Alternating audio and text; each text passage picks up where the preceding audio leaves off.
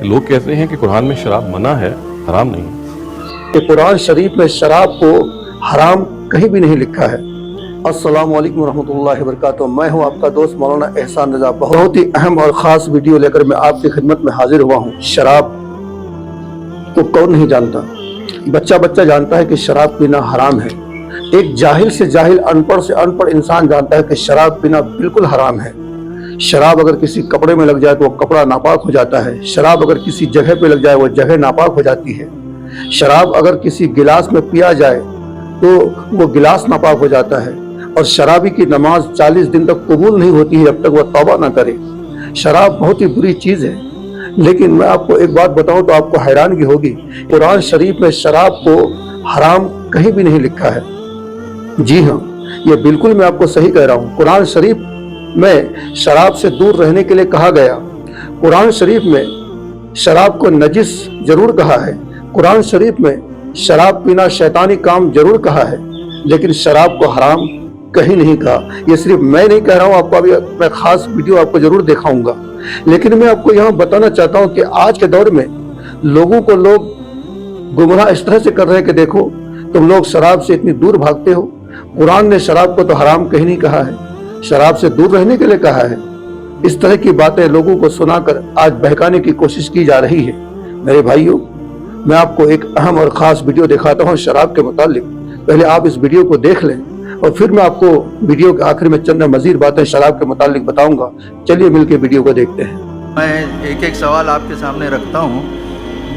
پہلی چیز تو یہ ہے کہ آپ پوچھ رہے ہیں کہ آج کل ہم جیسے پڑھے لکھے ان پڑھوں کو مندرجہ بالا ایشوز پر مس گائیڈ کرتے ہیں۔ مثلاً قرآن میں کہیں بھی شراب حرام نہیں ہے، مندرجہ ذیل لکھنا چاہیے، مندرجہ بالا لکھا ہے۔ قرآن مجید میں صاف کہا گیا فَاجْتَنِبُوهُ فَهَلْ أَنْتُمْ مُنْتَهُونَ۔ سب سے پہلے سورہ بقرہ میں آیت آئی يَسْأَلُونَكَ عَنِ الْخَمْرِ وَالْمَيْسِرِ قُلْ فِيهِمَا اسْمٌ كَبِيرٌ وَمَنَافِعُ لِلنَّاسِ وَإِسْمُهُمَا أَكْبَرُ مِن نَّفْعِهِمَا۔ اس شراب میں جوئے میں یہ پوچھ رہے ہیں ان کو بتا دو کہ ان میں بہت بڑا گناہ ہے، لیکن کچھ فوائد بھی ہیں۔ چستی آ جاتی ہے شراب پی کر، تھوڑی شراب پی جائے چستی آ جائے گی، لیکن ان کا گناہ جو ہے وہ بہت بڑا ہے اس فائدے کے نسبت سے۔ بہت سے لوگوں نے اسی آیت کے اوپر چھوڑ دی شراب۔ پھر آیت آئی لا تقربوا الصلاۃ وانتم سکارى، نماز کے قریب مت جاؤ اگر تم نشے میں ہو۔ بہت سے لوگوں نے اب چھوڑ دی۔ نماز سے روکنے والی شے اس سے زیادہ گندی چیز کون سی ہوگی؟ اس کے بعد سورہ مائدہ میں آیا چھوڑو ان کو، یہ رجس من عمل الشیطان ہے، شیطان کے اعمال میں سے ہے، گندگی۔ قرآن مجید میں لکھا ہے کہ نشہ حرام ہے، تو نشے کے ساتھ ساتھ پینا، چرس، گانجا یہ بھی حرام ہے کیا؟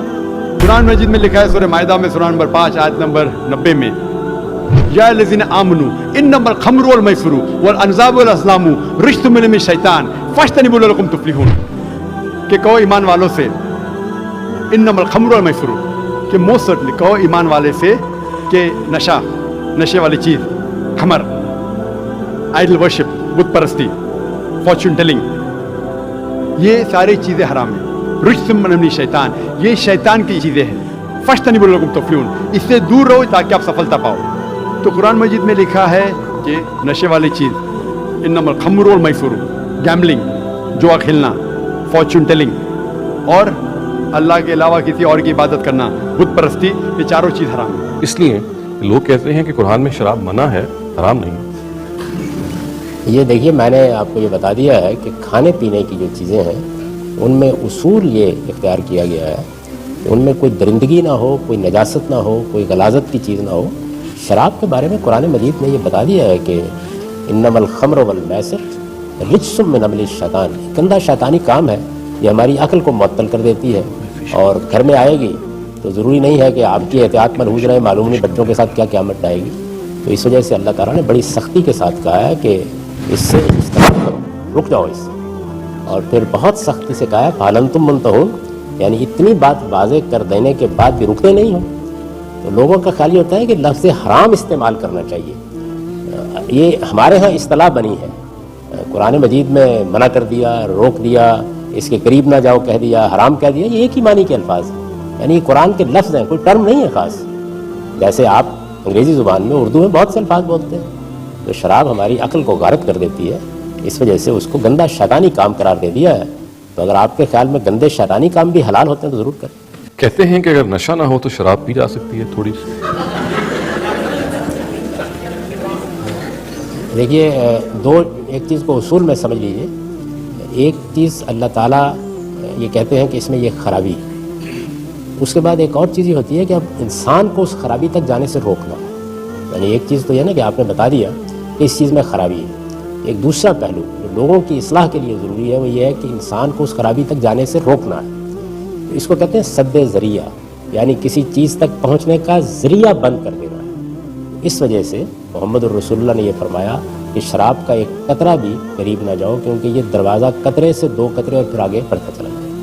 تو کسی غلاظت یا کسی گندگی سے روکنے کے لیے یہ ضروری ہے. یہ بالکل ایسے ہی ہے کہ کوئی آدمی یہ کہے کہ جی بات یہ ہے کہ ٹھیک ہے بڑی کراہت ہوتی ہے پیشاب سے، لیکن ایک قطرے میں کیا ہے. تو اگر کوئی چیز رجسم میں عمل شیطان ہے، گندا شیطانی کام ہے، تو پھر اس کے ایک قطرے کے قریب بھی نہیں جانا چاہیے. ایک شخص کا جو نزا کا وقت تھا، روح قبض ہونے کا وقت تھا، وہ شخص کہتے کہ میں اس کے پاس موجود تھا. اس کے پاس کلمہ طیبہ کا ورد ہو رہا تھا، یعنی کلمے کی تلقین جاری تھی، مگر اس کی زبان پر یہ کلمات نہیں آ رہے تھے. یعنی کلمہ اس کی زبان پر لا الہ الا اللہ اس کی زبان پر نہیں آ رہا تھا. آخری جملے جو اس کی زبان سے نکلا وہ اس کلمے سے انکار پر مشتمل تھا، یعنی اس نے اس کلمے سے انکار کیا. پھر اس کی موت واقع ہو گئی.